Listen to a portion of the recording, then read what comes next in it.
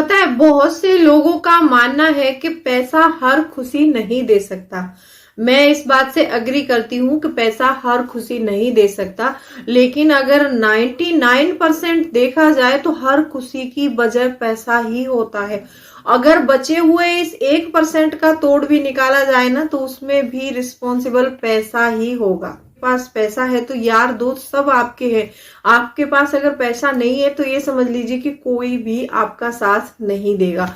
और बहुत से लोग ये भी मानते हैं कि मतलब पैसा पैसा ही पैसे को खींचता है। ये बहुत से लोगों का मानना है कि पैसा ही पैसे को खींचता है, लेकिन ये बात सही साबित कब होती है पता है? अगर हमने अपने पैसे का सही ढंग से मैनेजमेंट किया हो, या फिर अपने पैसे को कहीं हमने इन्वेस्ट किया हो, सही जगह अपने पैसे हमने इन्वेस्ट किए हो, तो वहां से कुछ हमारे पास ब्याज आता है उस पैसे का, तो वो पैसा मतलब पैसे को खींचता है। ये कहावत तब जाके सही सिद्ध होती है। तो आज की वीडियो में कुछ मनी मैनेजमेंट पर बात करेंगे। ये छोटे छोटे टिप्स हैं जो आपको अपने मनी को मैनेज करते समय अपनाने चाहिए। दोस्तों, अगर आपको वीडियो जरा सा भी पसंद आए और अच्छा लगे तो वीडियो को लाइक कर देना, और अभी लाइक कर दो। और अगर आप नए हो चैनल पर तो चैनल को भी सब्सक्राइब कर लो। तो चलिए स्टार्ट करते हैं वीडियो को। सबसे पहला पॉइंट है कि आखिर ये मनी मैनेजमेंट होता क्या है। मनी मैनेजमेंट वो प्रक्रिया होती है जिसमें हमारी सैलरी आती है अकाउंट में, तो सैलरी के आने के बाद हमें हर चीज का एक डाइवर्सिफिकेशन करना होता है। तो अगर वो डाइवर्सिफिकेशन अगर हम सोच समझ के और अपनी जरूरतों के अनुसार करते हैं, और हमारी सैलरी कितनी आ रही है उसके अनुसार करते हैं, तो हमारे पास पैसे की लाइफ में कभी कमी नहीं होती है। कुछ लोग ऐसा मानते हैं कि मतलब पैसे को मैनेज नहीं करते हैं, वो बस सैलरी आई और खर्च करना शुरू कर दिया। उसके बाद उनके दिमाग में पता है क्या सोच लग जाती है? वो सोचते हैं कि हमारी सैलरी कम है इसीलिए हम पैसे नहीं बचा पा रहे। लेकिन वहां पर ये बात सही नहीं होती है। ये बिल्कुल गलत है कि हमारी सैलरी कम है। देखिए, अगर आपकी सैलरी कम है तो कम सैलरी के अकॉर्डिंग आप डाइवर्सिफिकेशन कीजिए। आप अपने पैसे को हमेशा, मैंने बताया है, कई बार बताया है आप लोगों को कि उसको 50, 30, 20 में डिवाइड कर लो। 50% नींद में लगा लो, 30% आप अपने बॉन्ड्स के लिए रख लो, और 20% जो पैसा है आप उसमें से 10% कैश रख सकते हैं, और 10% पैसे को निवेश करते रहिए। अगर आप शुरू से ये करते रहेंगे तो लाइफ में पैसे की कमी कभी नहीं होने वाली है। दूसरा पॉइंट आता है यहाँ पर, पैसा कमाना ज्यादा जरूरी है या फिर पैसा बचाना ज्यादा जरूरी है। देखिए दोस्तों, पैसा कमाना तो जरूरी है ही। ये पैसे कमाने वाली जो प्रक्रिया है ना, ये हमारे दोस्त यार रिश्तेदार हमें सभी सिखा देते हैं। पैसा कमाना हमें जो हमारे आस पड़ोस के लोग होते हैं यही सिखा देते हैं। आप 18-19 साल के हो जाएंगे तो आपसे कोई कुछ बात नहीं करेगा, बस यही पूछते हैं। जो भी पड़ोसी होंगे या रिश्तेदार होंगे तो बस यही पूछना शुरू करेंगे। कहीं पर भी जाइएगा आप, बेटा आप कमाते कितना हो। माँ बाप भी आखिर कुछ सालों के बाद बोलने लग जाते हैं कि अब तो तू बड़ा हो गया, काम करने लग जा। तो ऐसे तानों को मिलने के बाद हम काम करना सीख जाते हैं, हम पैसा कमाना सीख जाते हैं। लेकिन कमाने के पश्चात कोई भी हमें ये नहीं बताता है कि इस पैसे को बचाना कैसे है। अगर आप कमा रहे हैं, कमाने के साथ साथ ये जरूरी नहीं है कि आप 20,000 कमा रहे हैं। आप 20,000 कमा रहे हैं महीने में, सबको पता है, लेकिन आप बचा कितना रहे हैं? अगर आप 20,000 कमाते हुए अगर महीने में आप 2,000 रुपए नहीं बचा रहे हैं तो समझ लीजिए कि आप कुछ भी नहीं कमा रहे हैं। आप जो भी कमाते हैं उसमें से आपको एक मिनिमम अमाउंट बचाना बहुत जरूरी है गाइस, क्योंकि आगे जाके आपकी फैमिली बढ़ने वाली है और आपके खर्चे बढ़ने वाले हैं, तो वहां पर आपको पैसों की जरूरत ज्यादा पड़ने वाली है। एक बात सोच लीजिए, आप महंगाई इतनी है और आप 20,000 कमा रहे हैं, 20,000 कमाते हुए आप 2,000 रुपए नहीं बचा सकते, तो इसकी क्या गारंटी है कि लाइफ में जब आपका परिवार बढ़ेगा और आपकी सैलरी बढ़ेगी तो आप उसमें से पैसे बचा पाएंगे? अगर आप अभी से आदत डालेंगे मनी मैनेजमेंट की तो ये बहुत अच्छी साबित हो सकती है आगे चलकर आपकी लाइफ में। तो इसीलिए कमाने के साथ साथ आपको बचाना भी बहुत जरूरी है। यहीं पर तीसरा पॉइंट आता है कि आप अपने खर्चों की डायरी बनाएं। जिस टाइम आप मनी मैनेजमेंट के बारे में सोच रहे हैं और आप सोच रहे हैं कि हम अपने मनी का सही मैनेजमेंट करें, तो आपको अपने खर्चों की डायरी बनाना बहुत जरूरी है। उसमें भी डायरी बनाने के बाद ये नहीं कह रही हूं मैं कि आप डायरी बना के अपने पास रख लीजिए, उसमें कुछ करना नहीं है, क्योंकि ये स्क्रिप्टिंग जो होती है ना वो बहुत जरूरी होती है। जैसे मान लीजिए आपको, कई बार हमने बात की है अपने वीडियो में कि आपको अपना एक गोल बनाना है। गोल बनाना चाहे तो हाउस वाइफ हो या फिर कोई वर्किंग वुमेन हो या फिर कोई वर्किंग पर्सन हो सकता है, वो कोई भी हो सकता है। अपने गोल बनाइए और उन गोल्स को आप अचीव करने के लिए अपनी डायरी में राइट डाउन कीजिए। राइट डाउन करने की आदत ना एक बहुत अच्छी आदत होती है। इससे ये भी पता चलता है कि हम कितना कमा रहे हैं और कितना पैसा हमारा खर्च हो रहा है और हमें आगे आने वाले दिनों में क्या करना है, उसके लिए हमें कितनी मेहनत करनी पड़ेगी। तो इसीलिए स्क्रिप्टिंग करना जो है हमारी लाइफ का एक बहुत अच्छा पार्ट है। जब भी आप कोई काम कर रहे हैं उसके लिए सबसे पहले स्क्रिप्टिंग करिए और अपना एक स्पेसिफिक गोल बनाइए।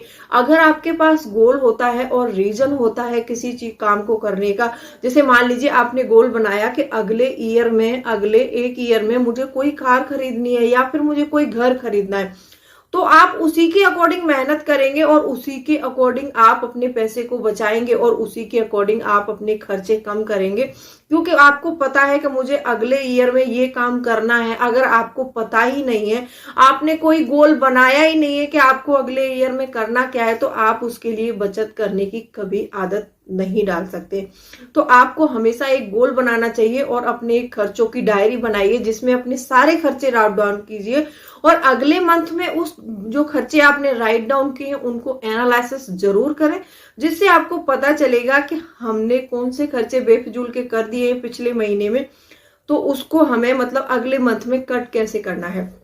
अब उसको कट कैसे करना है, मैंने आपको एक प्रीवियस वीडियो दी थी जिसमें आपको मैंने एक 3 डे रूल और एक 30 डे रूल बताया था। उसमें बताया था ये 3 डे रूल क्या है कि जैसे मान लीजिए आपको कोई छोटी छोटी चीज खरीदनी है, छोटी मोटी चीज, जैसे आपको 10-20 हजार रुपए का कुछ खरीदना है, तो 3 दिन तक उस चीज की फोटो देखिए। अगर आपको उसकी जरूरत महसूस हो रही है, आपको लग रहा है कि इसके बिना काम नहीं चलेगा, तो आप उसको खरीद सकते हैं। और नहीं तो वो चीज अगर 3 दिन तक उसकी जरूरत महसूस नहीं हो रही है, उसके बिना काम चल रहा है, तो ये चीज आपके लिए बेफिजूल की है। ये होता है 3 डे रूल।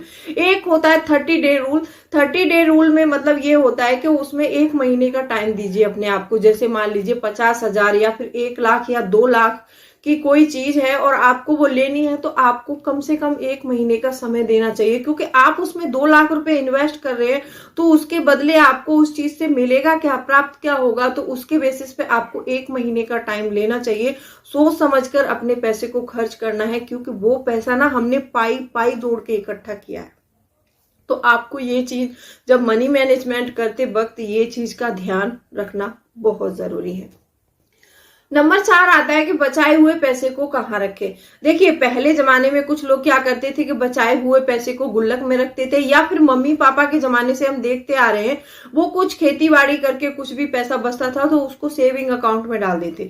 सेविंग अकाउंट में क्या होता है कि सेविंग अकाउंट में सिर्फ 3.5% या फिर 4% तक की ब्याज मिल जाती है आपको, उससे ज्यादा नहीं मिलती, क्योंकि महंगाई 6% बढ़ती है, तो वो महंगाई दर को टच नहीं करता है। और इस चीज में, इस महंगाई के बारे में और इसके बारे में हमने पहले भी बात की है, तो इस पे ज्यादा डिटेलिंग में नहीं जाएंगे। तो आपको कभी भी अपने पैसे को गुल्लक में या फिर घर में किसी पर्स में जोड़कर नहीं रखना है, आपको अपने पैसे को निवेश करना है। 5वां पॉइंट ये है कि अच्छे निवेश की जानकारी रखें। पहले जमाने में मैंने बात की, अभी प्रीवियस उस पॉइंट में बात की थी मैंने कि हम पहले सेविंग अकाउंट में रख लेते। पहले हमारे पास इतने ऑप्शन नहीं थे और हमें नए नए इन्वेस्टमेंट के बारे में ज्यादा जानकारी नहीं होती थी। आरडी कर लेते थे, आरडी के अलावा हो जाता था तो फिक्स डिपॉजिट कर देते थे, और बाकी किसी इन्वेस्टमेंट के बारे में ज्यादा जानकारी नहीं थी। आजकल तो कितने अच्छे अच्छे इन्वेस्टमेंट आ गए हैं जहां आपका पैसा सिक्योर भी रहता है। बहुत सारे इन्वेस्टमेंट ऐसे, आप म्यूचुअल फंड में निवेश कीजिए, एसआईपी कर दो किसी में, आप पीपीएफ में निवेश कर सकते हैं, सुकन्या योजना आ गई है उसमें निवेश कर सकते हैं, और आपके पास एक MIS स्कीम होती है पोस्ट ऑफिस में, आप उसमें निवेश कर सकते हैं। वहां से MIS में जब हम निवेश करते हैं तो वहां पर क्या है कि हमें एक इकट्ठा अमाउंट जमा करना होता है, फिर वहां से हर महीने जो हमें ब्याज मिलता है उसको हम कहीं और निवेश करेंगे तो उससे हम डबल पैसा कमा सकते हैं।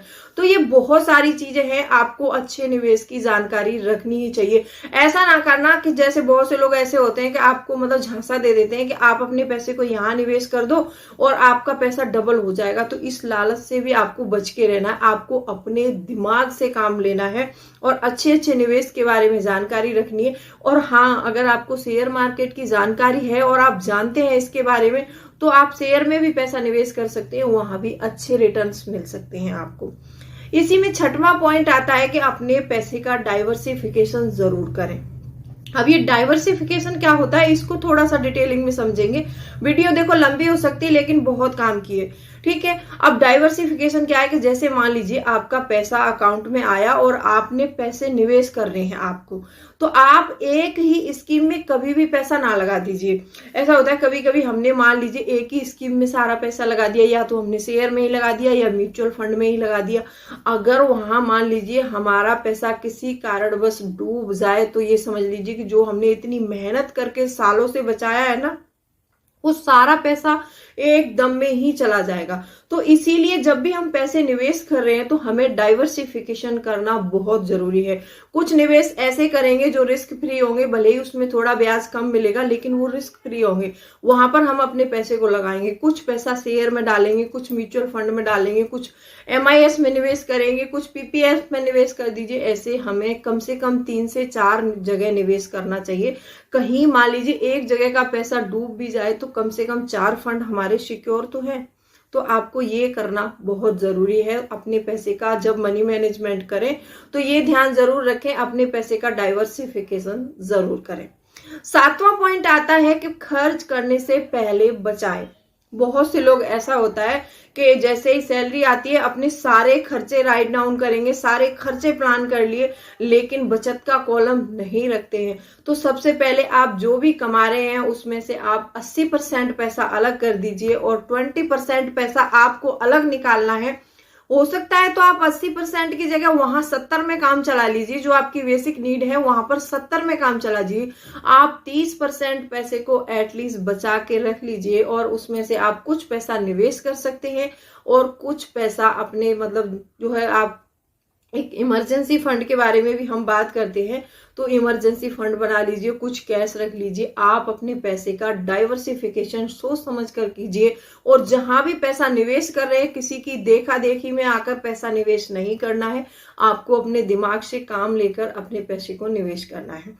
आई होप आपको वीडियो पसंद आई होगी। वीडियो पसंद आई हो तो वीडियो को लाइक कर देना। चैनल को सब्सक्राइब नहीं किया है तो सब्सक्राइब कर लो, और अगर चाहो तो आप शेयर भी कर सकते हो इस वीडियो को, अगर किसी के काम आ सकता है। तो चलिए मिलती हूँ अगले वीडियो में, तब तक के लिए bye bye. Thanks for watching.